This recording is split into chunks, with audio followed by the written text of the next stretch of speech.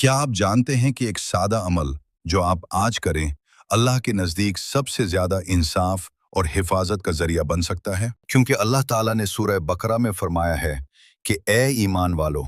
जब तुम आपस में उधार का मामला किसी मुद्दत मुकर्ररा तक के लिए करो तो उसको लिख लिया करो, और लाजिम है कि तुम्हारे दरमियान लिखने वाला ठीक सही लिखे और लिखने से इनकार न करे, जैसा कि अल्लाह ने उसको सिखाया है।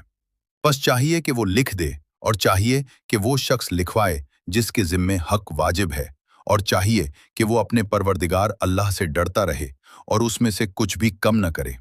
फिर अगर वो जिसके ज़िम्मे हक वाजिब है कम अक्ल हो, या ये कि कमज़ोर हो और उस काबिल न हो कि वो खुद लिखवा सके, तो लाजिम है कि उसका कारकुन ठीक ठीक लिखवा दे, और अपने मर्दों में से 2 को गवाह कर लिया करो। फिर अगर दोनों मर्द न हों तो एक मर्द और 2 औरतें हों, उन गवाहों में से जिन्हें तुम पसंद करते हो, ताकि उन 2 औरतों में से एक दूसरी को याद दिला दे।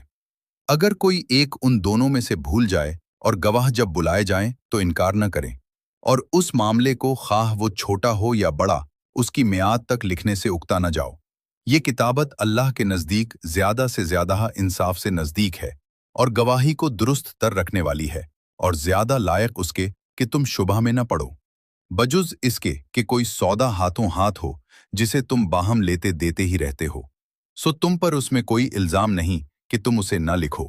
और जब खरीदो फरोख्त करते हो तब भी गवाह कर लिया करो, और किसी कातिब और गवाह को नुकसान न दिया जाए, और अगर ऐसा करोगे तो ये तुम्हारे हक में एक गुनाह होगा। और अल्लाह से डरते रहो, और अल्लाह तुम्हें सिखाता है, और अल्लाह हर चीज़ का बहुत जानने वाला है। और अल्लाह ताला का इरशाद है कि ए ईमान वालो, इंसाफ पर खूब कायम रहने वाले और अल्लाह के लिए गवाही देने वाले बनकर रहो, चाहे तुम्हारे या तुम्हारे वालदैन और अजीजों के खिलाफ ही क्यों ना हो, वो अमीर हो या मुफलिस, अल्लाह बहरहाल दोनों से ज्यादा हकदार है।